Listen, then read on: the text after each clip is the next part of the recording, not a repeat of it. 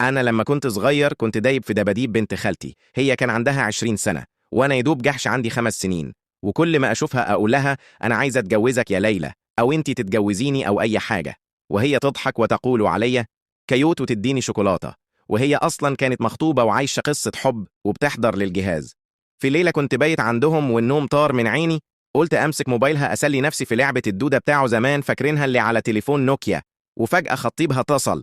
رديته عليه وبكل تناحة وخشنة صوتي، وعملت فيها السبع الرجال، وقال باستغراب انت مين يا روح امك؟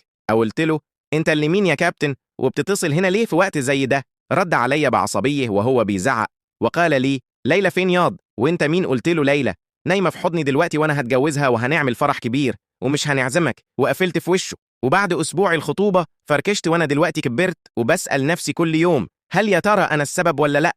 تفتكروا انا السبب ولا لا؟